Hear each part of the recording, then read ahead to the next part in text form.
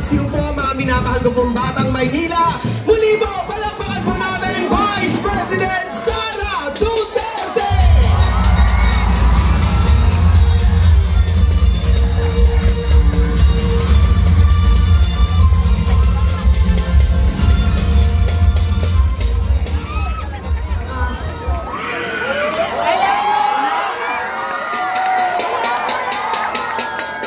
Assalamualaikum warahmatullahi wabarakatuh.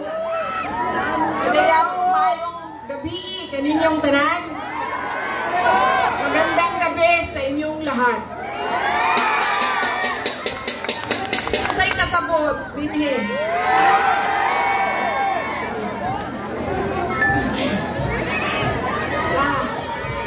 Unahin ko po muna ang aking mga pagpapasalamat.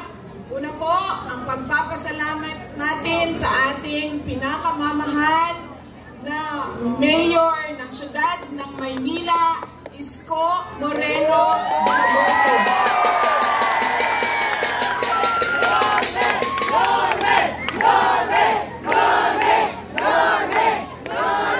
Pagpapasalamat po ako sa kanya dahil ipinahiram niya po ang inyong entablado at ang inyong mikropono para po sa mga senador ng Duterte. Maraming salamat, Mayor.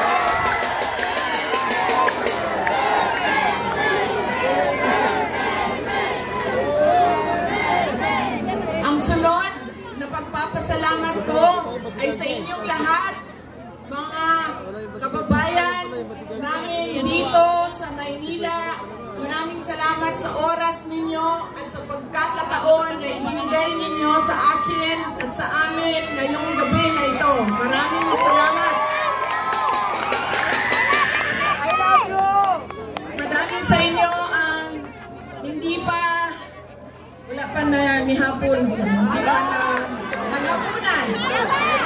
Marami sa inyo ang hindi pa naghapunan, hindi pa nakaluto, at kanina pa dito, mainit, pero nandito kayo para sa amin at para sa bayan. Maraming salamat sa inyong lahat. Ang susunod ko po pagpapasalamat, mahal ko kayo, ma'am. Mahalin din natin patuloy ang ating mahal na inang bayan, ang Pilipinas. I love you too. Sisterly love na ito, sis. Mahal ko kayo. Kaya ako nandito. Ang susunod po na pagpapasalamat ay mula po sa pamilya namin. Papasalamat po kami sa pagmamahal at suporta na ipinapakita nyo kay dating Pangulong Rodrigo Duterte. Maraming salamat po.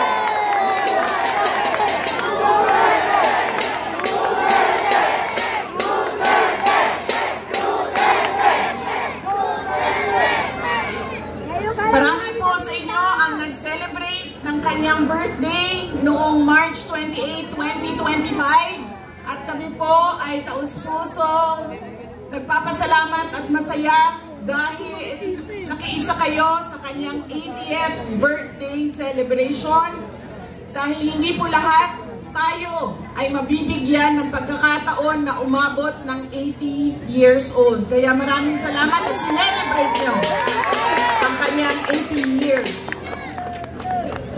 Ang susunod na pagpasalamat ay mula po sa akin. Maraming salamat sa inyong suporta, sa inyong kampanya at sa inyong boto para sa akin noong halalan ng 2022. Maraming salamat sa suporta ninyo. At syempre, ang aking pagpapasalamat pa rin sa patuloy ninyo na pagtitiwala sa akin at sa aking mga kasamahan at sa aming opisina, ang tanggapan ng pangalawang Pangulo ng Pilipinas. Maraming salamat.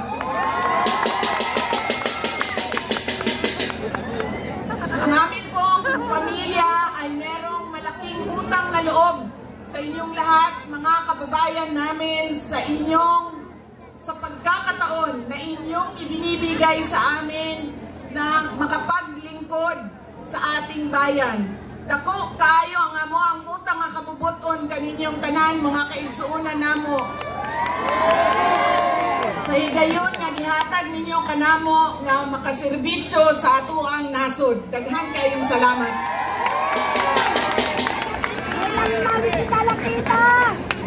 Ang susunod po ay mga kampanya po ako sa inyong lahat sa mga. Ang galing ko lang po yung seal ng aking opisina. Palitan natin ng seal ng Office of the President.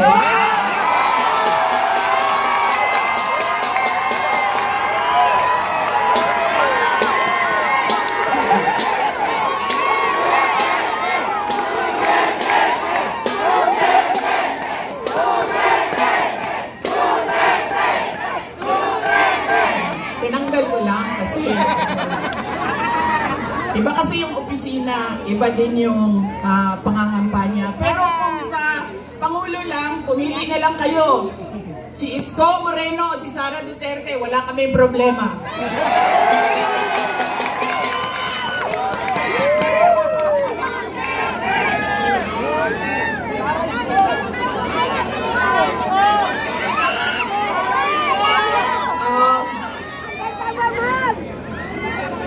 Bakit po ba lagi pabalik-balik o paulit-ulit ang problema ng ating bayan? Dahil po, paulit-ulit din yung ugali natin sa pagpili ng ating mga leader. Kung sino yung binoboto natin. Ngayong darating na halalan, marami ang nagtatanong, ano bang pwede naming gawin? Wala naman kaming pera, wala kaming makinarya, ordinaryong tao lang kami na nakatira sa gilid ng daan kung saang subdivision. Pero gusto namin na merong makitang pagbabago sa nangyayari at para sa ating bayan. Una po, ang ugali natin sa pagpili ng ating mga kandidato ay kung sino yung naaalala natin. Sino yung magaling kumanta, sino yung magaling sumayaw, sino yung magaling magpatawa. Yaan nang lagi nating naaalala kapag tayo ay boboto na. Hindi na natin tinatanong, ano ba ang pangako niya noon na siya ay tumatakbo? Tinupad ba niya ang pangako niya? Diba? Dapat tinatanong natin ang sarili natin, ano bang nagawa ng tao na ito?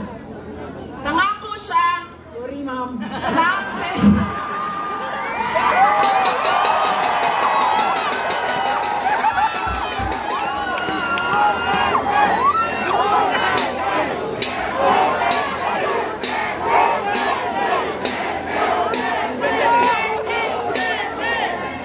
alam nyo, paano ko ba sabihin ito?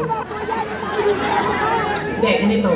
Tulad na lang na magkaibang tao kami ni Pangulong Rodrigo Duterte. Si Pangulong Rodrigo Duterte ay hindi si Inday Sara Duterte. Si Bongbong Marcos ay hindi si Amy Marcos.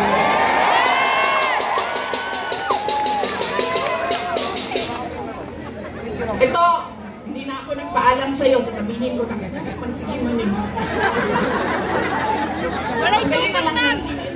Okay lang sa'yo. Walay tukod. Wala siyang matuwag. Walay tukod, Pangulo. Nang matuwad. Ganyan na lang. Pakita ninyo na pumayat na ako. Salamat, Martin Romales! Pumayat niya, Sara!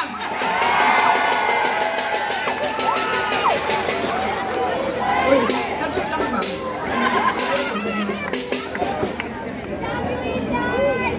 Mahal ko kayo, ma'am. Ito, hindi na ako nagpaalam kay Senator Amy, ha? Kasi hindi ko naman alam na nandito siya. Noong October 2023, pumunta ako sa kanya. Sabi ko sa kanya, pwede mo ba akong tulungan? Kailangan ko kausapin ang Pangulo. Kasi nakikita ko sa mga plano nila at nabasa ko sa mga plano nila, meron silang ipa-file na impeachment na kaso. So sinamahan niya ako.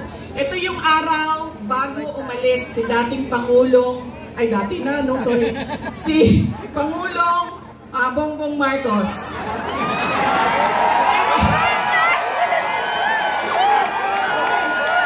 Hindi ko sinadya yun. Sinadya yun, ha? Napailan na, kayo lahat, pailan ng sedition. Kayo dyan, may kaso na kayo bukas. So, ito yung araw na paalis siya, papuntang Amerika. Pumunta kami, sinamahan ako ni Senator Amy. Siya yung kumuha ng oras ng schedule para makausap ko si BBM. Noong nandun na kami, binanggit ko sa kanya ang impeachment. Pero hindi yung impeachment ang gusto kong marinig ninyo na kwento ngayong gabi na ito. Doon sa pag-uusap naming tatlo, kaming tatlo lang yun eh, pasensya na silang dalawa. Parites yung nandoon sa harap, silang dalawa. Nag-uusap kaming tatlo, nabanggit ni BBM ang pag-amenda ng konstitusyon.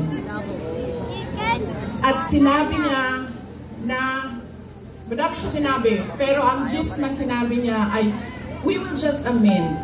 Kasi English man sila pag mag-istorya, no? So ako dito, anak, kuya nga, in English eh. We will just amend the economic provisions of the Constitution. Nakirinig ko at nakita ko talaga na sumagot si Senator Amy. Sabi niya, that is a dangerous thing. Sabi niya, if you open the Constitution to amendments, you do not just open it to economic provisions. You open it for all amendments of the Constitution. At nagsagutan na silang dalawa sa harap ko dahil sa ating Constitution. Kaya yan ang pruweba ko at proof ko sa inyo na magkaiba na tao. Ibang tao si BBM, ibang tao si Amy Marcos. Okay na ma'am, pwede ka na umalis. Wait lang, sandali. Iboto niyo ba si Amy Marcos? Okay na ma'am, pwede ka na lumipat sa QC. Good na nito. Kalimutan ko na yung sasabihin ko. Tatlong paalala. Hindi natin tinitingnan kung ano ba yung mga pangako niya noon. Tumakbo siya noon, may pangako siya. Binigay ba niya? Diba? 20 pesos ang kilo ng bigas. Tapos ngayon, okay na daw. After 3 years, 3 taon ng campaign promise o pangako sa eleksyon, ibibigay ngayon. Pero, ibibigay lang sa Visayas. Para bang hindi kayo nagugutom dito sa syudad ng Maynila. At parang hindi nagkukulang ang pera ninyo pambili ng pagkain. Kaya dapat tinitingnan natin. Sumayaw, oo. Kumanta, oo. Bakit hindi? Pero tinitingnan natin. Ano ba ang pangako? Binigay ba o hindi? Bakit hindi binigay ang pangako? Dahil nagsinungaling? O dahil hindi talaga maibigay? Pa? Yan yung unang. Lagi na lang tayo pangan. Sorry, ma'am. Nampupudol. Sorry. Kasi naman sabi ko, okay na, gusto mo.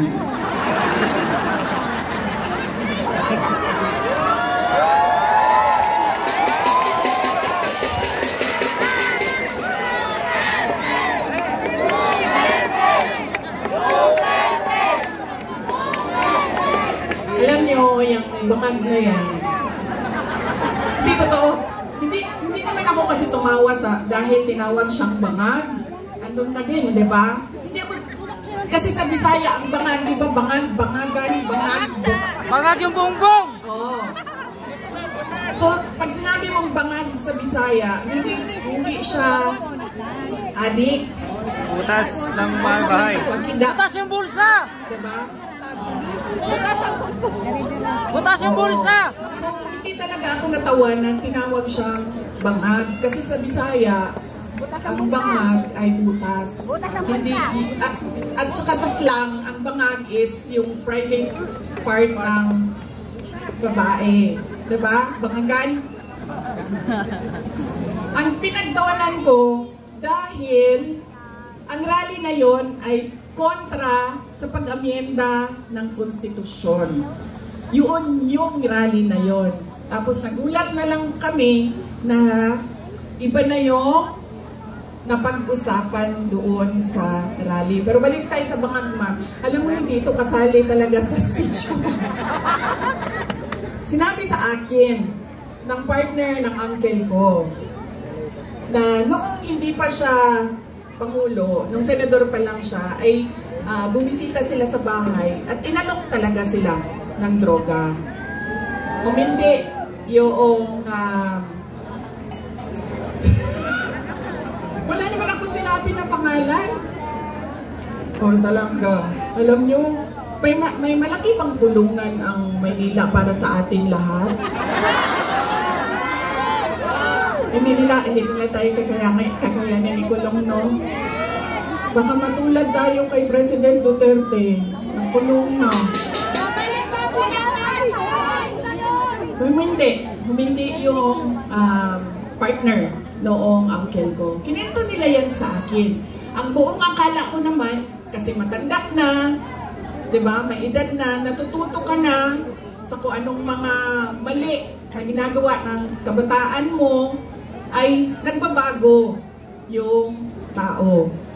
Hindi ko alam na yun na nga ang nangyari. Kaya balik tayo sa paalala, tingnan nyo muna. Pagkatapos niyang kumanta, tanungin ninyo ang sarili ninyo. Noon, nakinig ako sa'yo. Ano ang pangako mo? Binigay mo ba? Kaya dapat pinag-iisipan natin kung iboboto natin o hindi yung tao. Pangalawa, ito, walang makakakontra sa akin nito, kahit saan man sa mundo. Hindi dahil galing yan sa malaking pamilya ng mga politiko, ay automatic ang boto ninyo. Hindi dahil anak yan ng Duterte, ay automatic ang boto ninyo. Dapat tinatanong nyo ang sarili ninyo, ano ba ang abilidad at kapasidad ng tao na ito na may lingkod para sa bayan. Isa sa mga problema natin ay ang political dynasty. Pero hindi ipinagbabawal ang kung sino man ang may gusto tumakbo. Kaya nasa atin, nasa mga butante ang pagkilatis. Duterte yan. Anong abilidad niyan? Anong kapasidad niyan? At sino yan siya? Pangatlo, at huling problema natin, paulit-ulit, behavior, ugali natin sa eleksyon, sa halalan, ay yung palitan ng boto at pera. Dahil ilang beses na kayo tumanggap, magkano bilihan ng boto dito? 1,000? 1,000? Grabe, 1,000 lang? Galing na. Bigas ang ano dito, palitan. Ilang kilo? 5 kilo. So, magkano yun? 250? Mga 1.3 total na yun ang bili. Alam mo, lugi kayo. Taasan niyo yung presyo ninyo. Kasi galing ako doon sa Bacolod kahapon. Tinatanong ko, magkano bili ng ano dito, boto dito? Noong 2019 daw, 2,000. 2022, 3,000. See? Sabi ko, taasan ninyo ang presyo ninyo eh. Tapos nung ano, ito daw, itong eleksyon na ito, 2 to 3,000. Sabi ko, hindi niya pa alam kung magkano kasi wala pa namang bilihan. Pero sabi nila, mga 2 to 3,000 daw yung bilihan ng boto doon. Kaya, kulang ang hingi ninyo.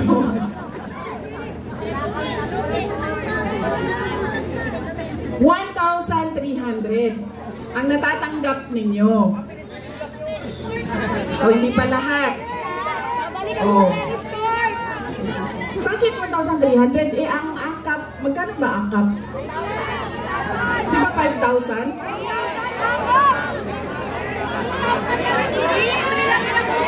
3,000? May kaltas pa yun. Diba? 1 for you, 1 for me, 1 for you, 1 for me.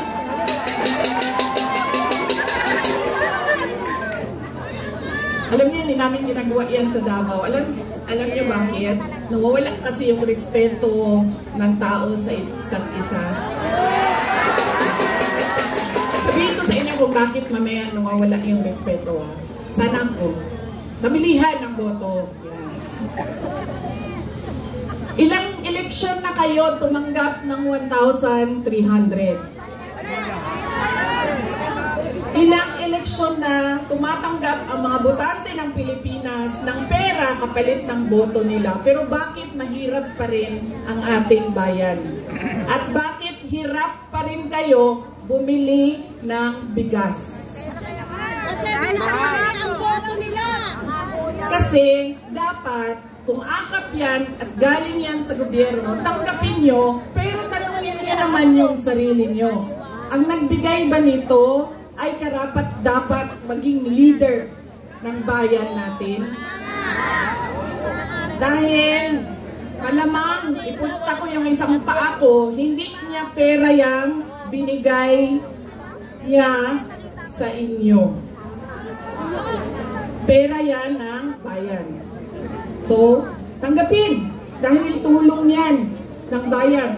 Huwag matakot kung iba ang iboto. Dahil unang-una, nakatago naman yung boto natin. At pangalawa, kung sino man yung manalo na mayor ninyo, na vice mayor ninyo, na konsehal ninyo, na congressman ninyo, ay may obligasyon na tumulong sa taong bayan. Kaya kung sino man yung nakaupo, magbibigay pa rin yan ng tulong sa inyo. Kaya,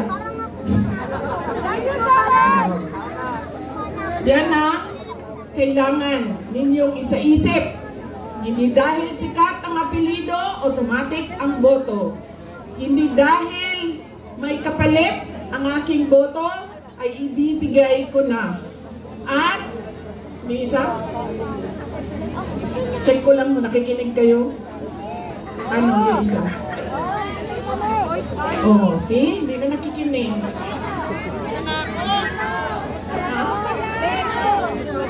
Respeto. Nakakawala talaga ng respeto yung mga pag may palitan ng pera. Yung isa ay wala na nakikinig sa inyo. Huwag ibenta ang boto. Huwag dahil sikat iboto. Ha? Ayun nga, dahil sikat iboto. Ano isa?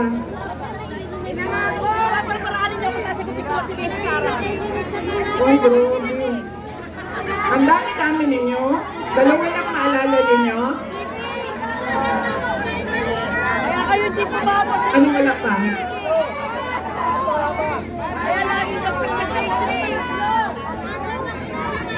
po. Oo, nagpapasalamat tayo kay Mayor Isko Moreno Dumagoso.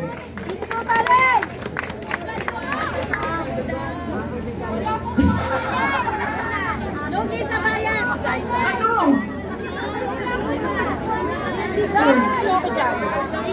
Daniel, ano? Oh, ano yung isa? Check ko lang kung nakikinig ka.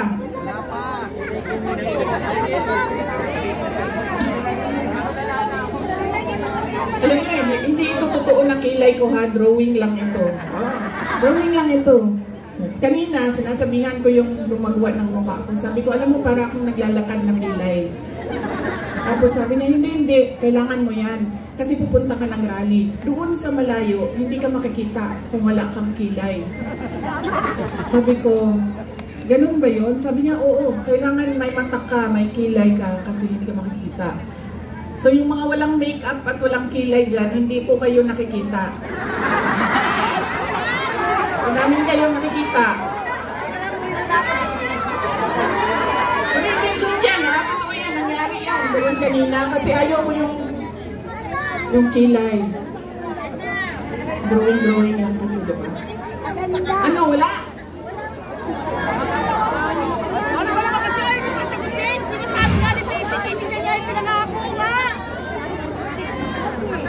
Marami ang nangangamusta kay President Duterte.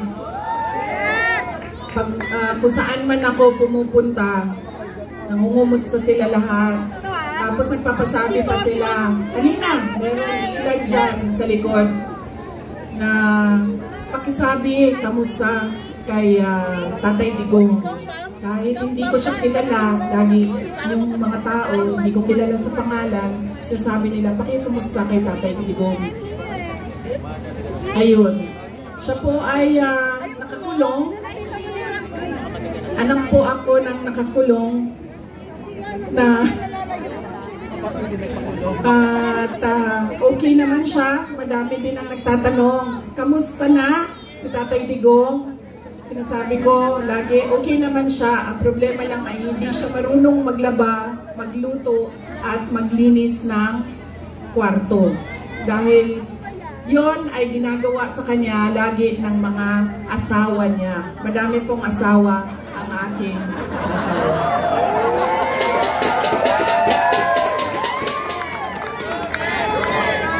Kita niyo yun si Kitty, yung maganda ko na kapatid. Iba po yung nanay niya. Kasalukuyan po, dalawa yung girlfriend na nandoon nag-aantay na makalabas si Pangulong Rodrigo Duterte.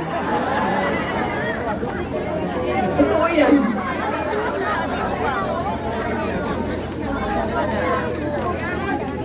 Oh, ma'am, hindi daw nila kinidnap yung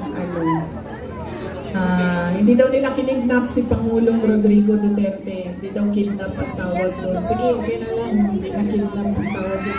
Ang tawag doon, ninakaw nyo sa amin. Ninakaw nyo sa amin si Pangulong Rodrigo Duterte. Dahil siya ay propriedad o property ng syudad ng Davao. Dahil siya ay magiging mayor namin doon at kinuha ninyo siya at ninakaw ninyo dito. Pwede na ba yun, ma'am? Hindi daw kidnapping yan eh. Nakawan na lang. Ninakaw ninyo sa amin. Sa mga nangangumusta ay meron kaming maliit na video presentation sa inyo. Sigurado ka ba, ma'am, na hindi ka aalis? Kaya ako nakakalimot sa mga sasabihin ko eh, kasi nalimuto ka, ma'am. Ma'am, ang advice ko lang talaga sa iyo sa panahon na ito at sa darating na mga araw ay magpalit ka na po ng apelido mo. Ay, sorry, Romualdez pala ang middle name mo.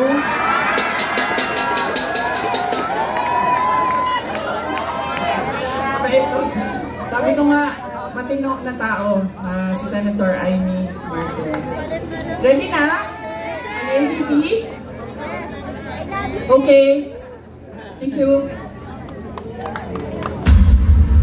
Rate of poverty in the Philippines is at its highest in 21 years. Teacher says she often complains about hungry. Pagpapadali ng isang babae dahil umano sa konsera sa droga. Pinagtataga hanggang sa mamatay at natutulog na maglola. Bubugin ng dalawang Just remember, no, ang bakit yung mga tao gumagamit ng drugs, remember, hindi sila habis na Pag-alagala, mga batang nagraragi, nagkalat sa gitna ng daan. Mga taong pinagbabaril habang bili ng pagkain sa karinderya.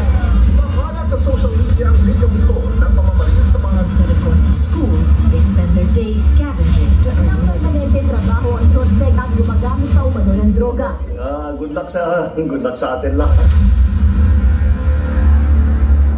Sa halip na tutukan ang kumakalam na sikmura ng mga Pilipino, krimen, droga at korupsyon na mas inuna ang sariling interes at kasakiman sa kapangyarihan. Itinapong palabas ng bansa ang nag-iisang Pangulo na siyang tunay na nagmahal sa bayan.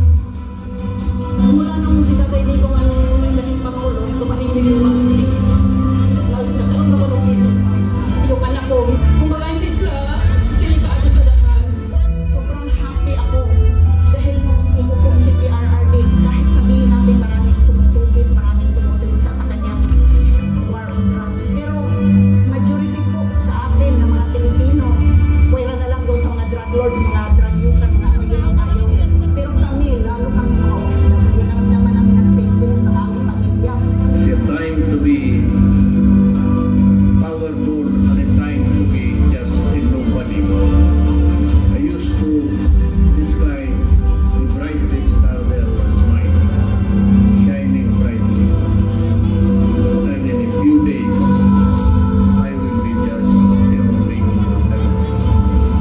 from the house. Lubos na minahal ni PRRD ng PNP at AFP. Pag ako ang nanalo, kaagad doblado ang sweldo ng pulis pati militar. Pero sila na din pala ang gagamitin laban sa kanilang dating Commander-in-Chief. Ano ba ang damage ng government interest? Kung hintayin ko lang yung dalawang anak. Mag-iwan na tayo mag-debate rito. This is not the place for debate. Hindi po, Guys! hindi po kanina. Hindi kami, sir. Hindi nyo ba gusto na kasunod na order?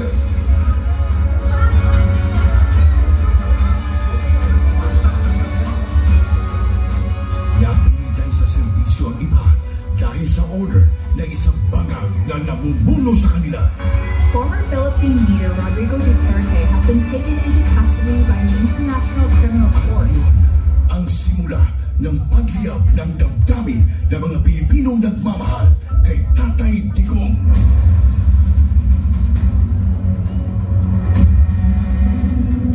Lumiyab ang sambayanang Pilipino. Bring PRRD home.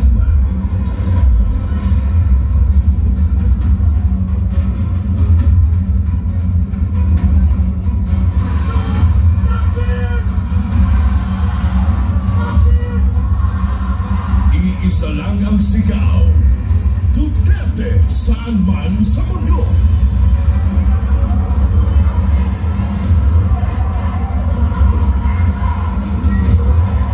Nagagalit ang taong bayan dahil ramdam ng lahat na walang nagawa ang administrasyong ito. Bayan ng asikasuhin, hindi sariling mithiin.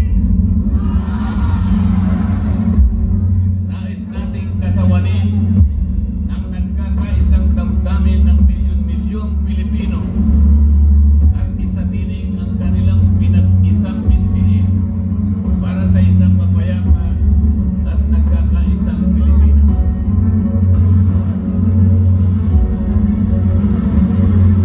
Hindi pa tapos ang pagliyab ng mga puso natin dahil nagpapatuloy pa din ang kasamaan habang nalulugmok na ang inang bayan.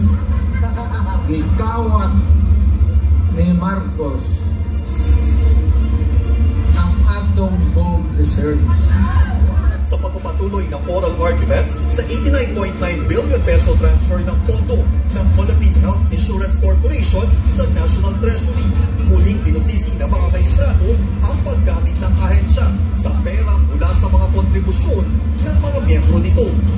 Aminado ang DOLE at DSWD na walang listahan para sa mga beneficiary ng ayuda sa Kapos ang Kita Program o AKAP. Sa tinutuloy ng ilan, nagagamit na sa politika ang AKAP. Hindi na pala 7-7, meron pang 30-30-30. Yung 30-30 naman, kung ikaw ang host ng sorting, you get 30-30 million, 90 million lahat yan. 30 million AX or ATAP, 30 million na MAIT, and 30 million na upat.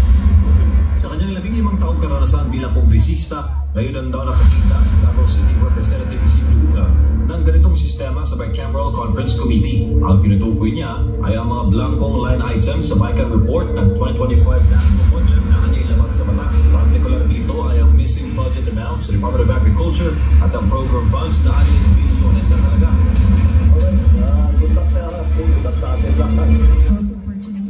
Na-promote pa nga ang mga instrumento ng pangingitap kay PRRD. Police Brigadier General Eugene Fajardo and family, wishing the PNP and his family to join the President for a cultural opportunity. Walang titigil para sa bayan.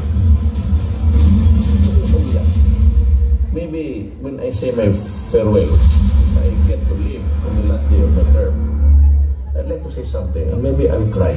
Gusto kong umiyak dahil hindi ko anong taong binigay nila ng pagmamahal sa akin. Ito. You can save the Philippines. And now vote Duterte.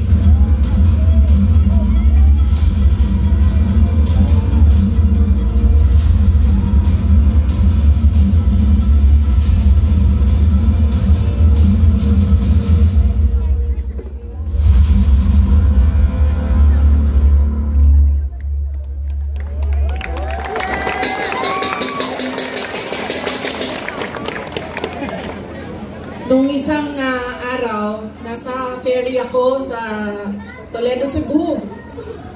Patawid kami papuntang San Carlos City sa Negros Occidental. Tumawag sa akin si Pangulong Duterte. Sabi niya sa akin, idiretso ko na daw na sabihin sa inyong lahat na siya ay nakikiusap na iboto ang 10 kandidato ng Duterte. Diretso. Mamaya, ma'am, idagdag kita. Sandali lang.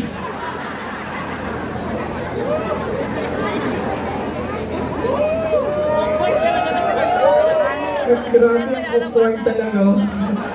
Grabe. Hindi ikaw ang pinapahirapan ko, ha? Ikaw ang nagpapahirap sa akin ngayong gabi na ito. Nahihirapan ako kasi alam mo, magkaibigan tayo. Alam ko kung gaano katino at gaano katalino mo. Kaya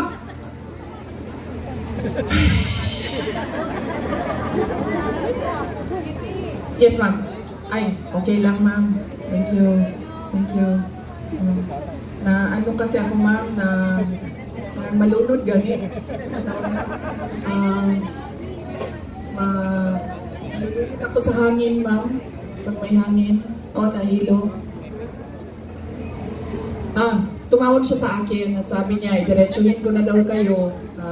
Iboto diretso ang 10 senators ng Duterte. Si Senator Bato de la Rosa, Senator Bongo, Senator Jimmy Bondo, Senator Vic Rodriguez, Senator J.B. Hinlo, Senator Raul Lambino, Senator Philip Salvador, Senator Rodante Marcoleta, Senator Pastor Kibuloy, at Senator Richard Mata. 10 yun, no? Yes, okay. Bakit kailangan natin diretso 10 ang iboto? boto. At hindi lumihis doon sa sample ballot ng 10 na senador ng Duterte. Dahil kailangan marami o mataas ang boto para hindi mahabol ng dayaan. Kailangan malayo at malaki ang boto ng isang senador para hindi siya mahabol nung dagdag bawas sa dulo ng ranking. Kaya kailangan diretso 10 Duterte. At ang susunod na rason ay noong ako ay tumakbo noong 2022.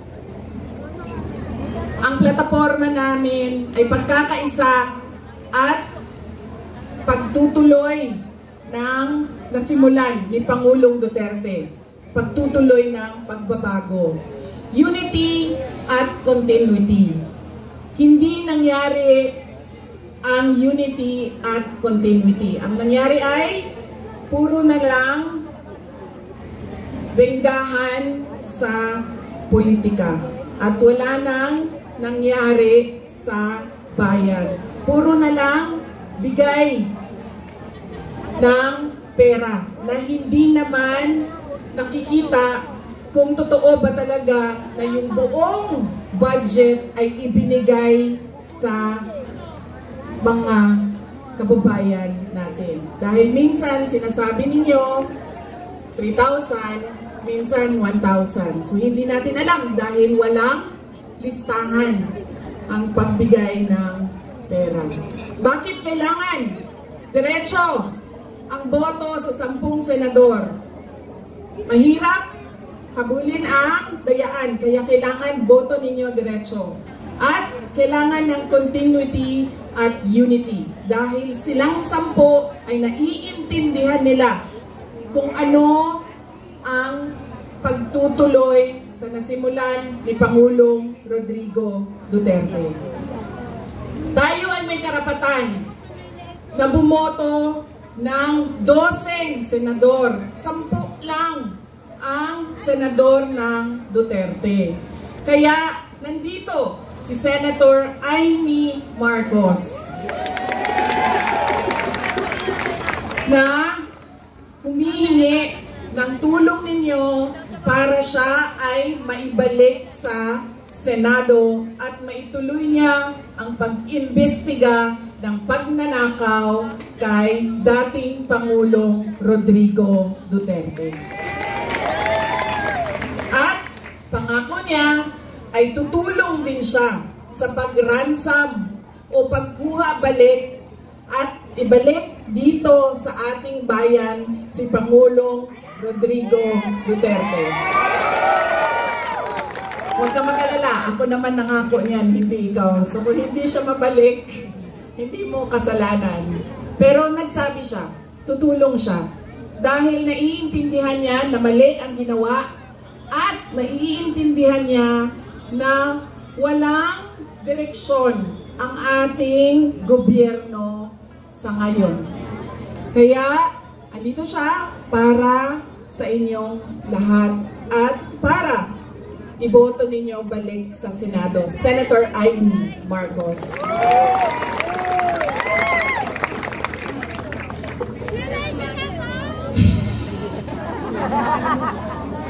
So, ang nakalimutan ninyo kanina ay yung pangako. Sabi ko, di ba? Check ninyo ang pangako kung natupad pa bago ninyo iboto ulit. Yan yung ang pag-check niyan ba parang ano, yung politiko ba parang boyfriend yan ba? 'Di ba?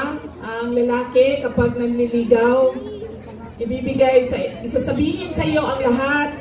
Bibigay sa iyo ang lahat. Sasabihan ka, ano sasabihin, ma'am? Hindi kita iiwan, ano pa? Mahal na mahal kita, ano pa? Hindi kita pababayaan. Ikaw lang mag-isa. Ha? Hindi kita papaiyakin. Pero anong ginawa nila sa inyo? Pinaiyak. Iniwan. Sinaktan. Ganyan. Ganyan ang isipin ninyo. Pagpili ninyo ng mga kandidato ngayon. Ang pangako, 20 pesos ang kilo ng bigas. Na hanggang ngayon, magalaw ba si ma'am? Ay hindi pa naibibigay. Kaya, anong pwede ninyong gawin?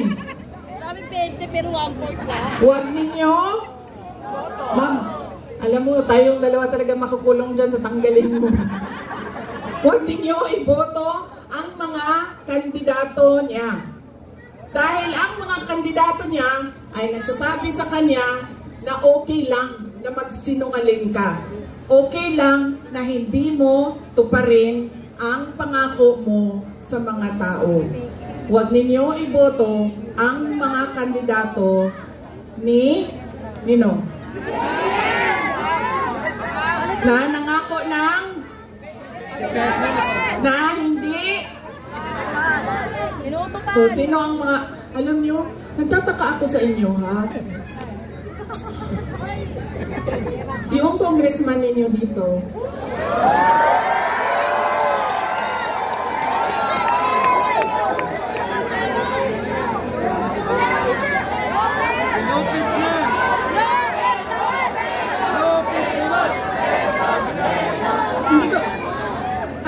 kasi yung congressman ninyo, yan yung mukha ng distrito ninyo. Yan yung pambato ninyo doon sa House of Representatives. Unang-una, sa sobrang laki ng liig niya,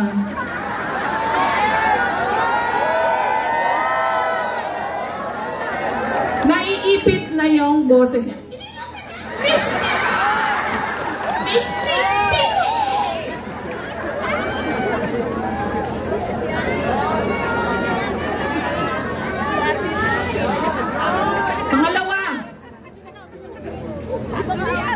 Sabi ko dapat magaling, di ba?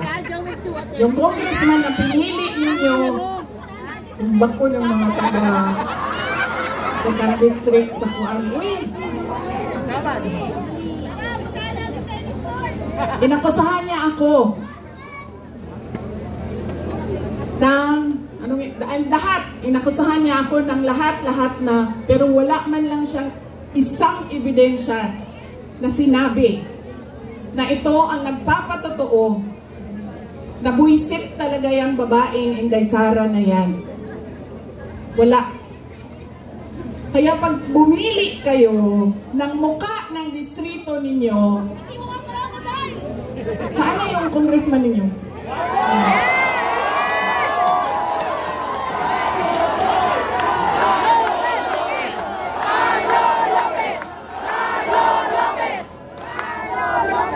Ganitong klaseng pagmumukha ang ilagay ninyo sa Kongreso.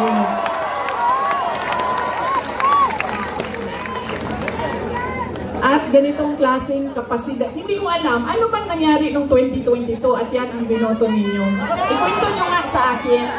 Ikwento nyo sa akin.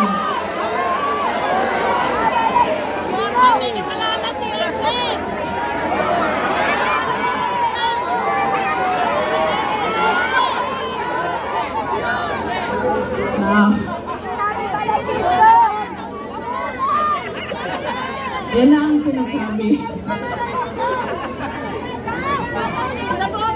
Kasi talaga totoo.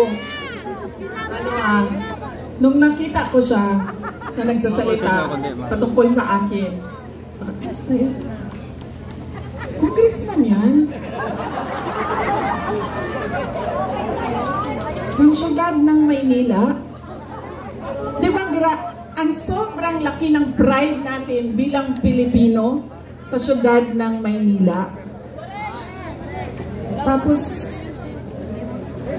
yan ang sinasabi ko. In-endorse ng mayor ninyo, in-endorse ng sikat, binoto ninyo, hindi nyo man inisip.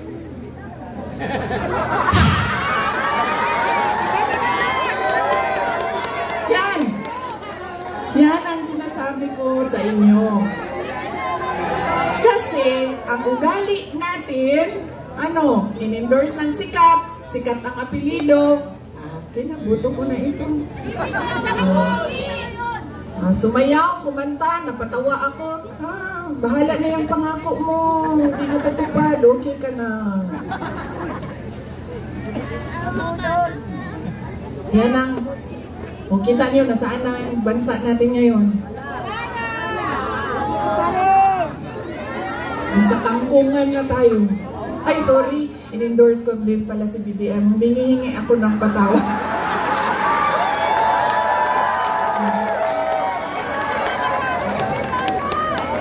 Humingi ako ng patawad sa inyong lahat. Ma'am, tinatanggap ko po ang sorry mo at pinatakbo mo akong Vice President.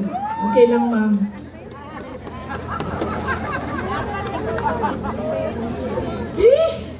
Sabi, namuli na ito, uy. Di ba mo mamuli?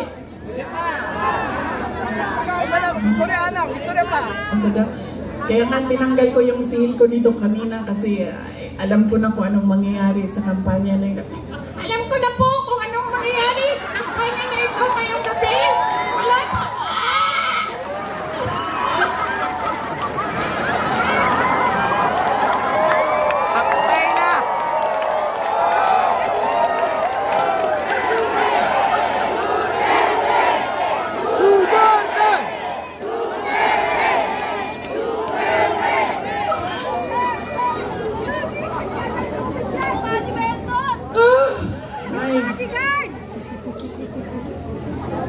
Sakit sa ulo. Ako ay hindi kandidato. Baka kasi Duterte kayo ng Duterte. Hanapin ninyo ako sa balota. Hindi po ako kandidato. Ngayong eleksyon na ito, ako po ay nandito bilang isang botante din. Papaalala sa inyo. Hindi dahil sikat yan, hindi automatic ang boto. Hindi dahil napapatawa kayo, hindi automatic ang boto. Tingnan ninyo yung pangako. At, yes ma'am. Ngayon, pati ako ma'am, nagising. Nagising ako ma'am, na-impeach na ako. Yawa yung mga tawhanan eh.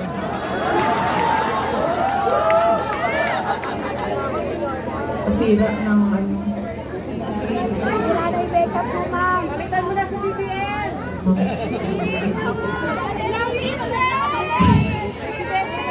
Ano pa ang pag-usapan natin? Anong tanong ninyo? May tanong kayo?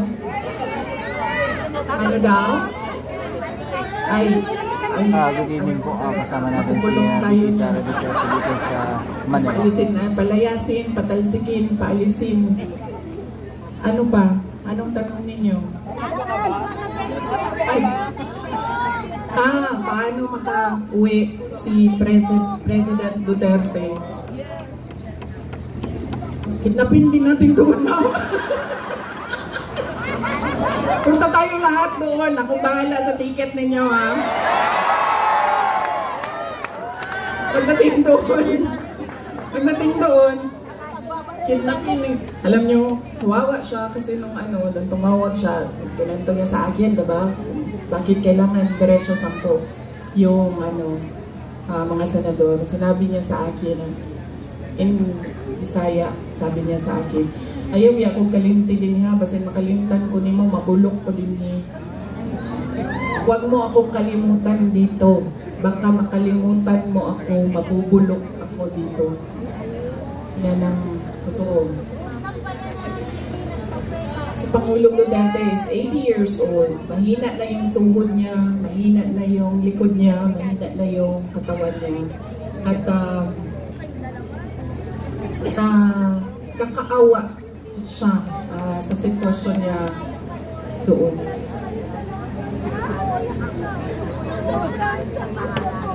Sabi ko sa kanya, matuto ka na lang magluto ng itlog, mabilis lang yan. halo-haloin mo lang, tapos lagyan mo ng mantika. Okay na asin. Sorry, hindi pala ako marunong magluto. Asin. Sorry, ma'am. Asin, ano pang ilagay, ma'am?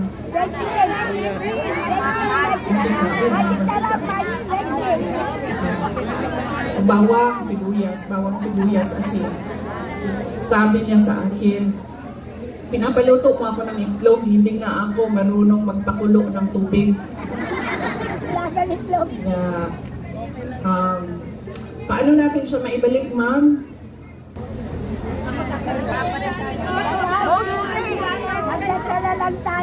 Ituloy lang natin yung kanyang nasimulan na pagbabago.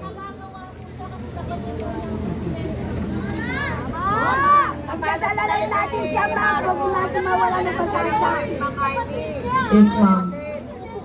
Kapatid niya ang presidente ng Pilipinas. Ang problema nito, ma'am, nagsabi na ang kapatid niya na hindi daw niya kapatid ito, ma'am. Itinakwil na po ito ng kapatid niya, ma'am. Nakakaawa din. Madami ang nakakaawa ngayong panahon na ito. Hindi lang si President Duterte, hindi lang si Senator Amy Marcos, mga tao na nagugutom, mga tao na biktima ng kriminalidad, mga tao na walang oportunidad sa trabaho. Alam niyo ba kung gaano kadami ang ating mga kababayan na nagpupumilit pumunta sa abroad para magtrabaho? Libo-libo araw-araw. Dahil wala tayong nakikita na oportunidad dito sa ating bayan. Kaya ano ang magagawa natin? Yung gagawa natin ay iboto ng mga senador ng Duterte at huwag niyong kalimutan. Hindi, babalik talaga ako dito. John! Huwag niyong kalimutan iboto si Carla Lopez, ang ating congressman. Sir, pag in-impeach mo pa ako pangalawang beses, sir, hindi ko na lang.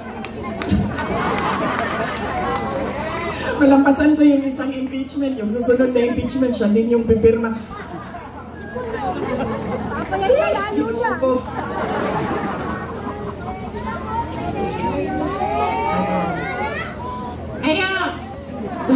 Kaya, ulitin ko po yung pagpapasalamat ko sa inyong lahat, sa oras ninyo, sa panahon ninyo, sa pakikinig ninyo, sa pasensya ninyo, sa pagmamahal ninyo, at sa inyong patuloy na pagtitiwala sa akin, sa dating Pangulong Rodrigo Duterte, at sa aming pamilya. At salamat po, Mayor Isko Moreno Dumagoso,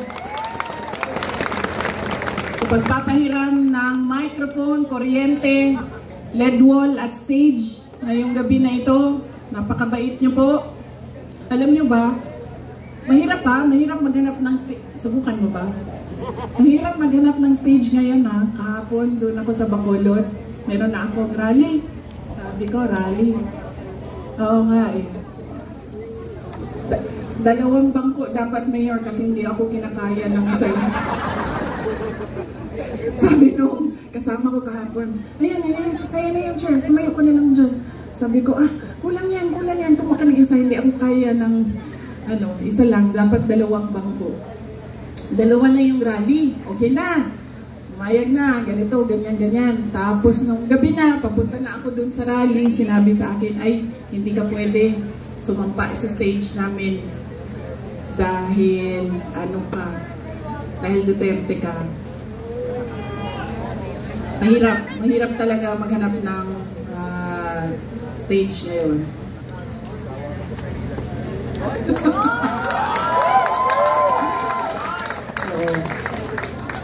Bukas po, iniimbitahan ko kayo lahat.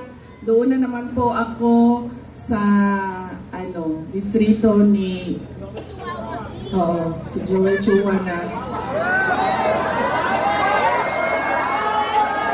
Sabi ni Joel Chua, sabi ko, you know, sabi ko, the appointing authority of the Undersecretary of the Department of Education is, sabi ni Joel Chua, the DepEd Secretary. Sabi ko, no! The President of the Philippines. Yan ang pinili ninyo. Bakit nagboto si Joel Chua noon? Bakit? Ikwento nyo nga sa akin.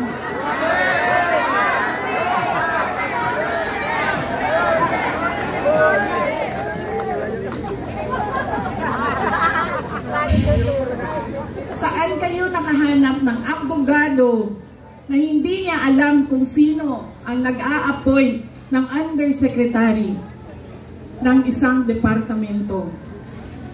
Well, dito sa Maynila, mahanap niyo yan, si Joel Chua, doon sa distrito niya. Yan ang sinasabi ko. Dahil inendorso ng sikat at magaling na mayor, hindi niyo na inisip, tama ba na iboto ko itong tao na ito? Mukha yan ng distrito ninyo. Yan ang magsasalita para sa inyong lahat. Kaya siguraduhin ninyo maganda ang boses, may nalalaman, at may sinasabi ang inyong mga kandidato at mga leader. Dahil yan, muna inyong ang garbo dinhi sa inyong distrito. Yan ang pride ng inyong distrito, ng inyong syudad. Mga kababayan, ang lahat ng ginagawa natin ay para sa Diyos, sa bayan, at sa bawat pamilyang Pilipino. Syukran.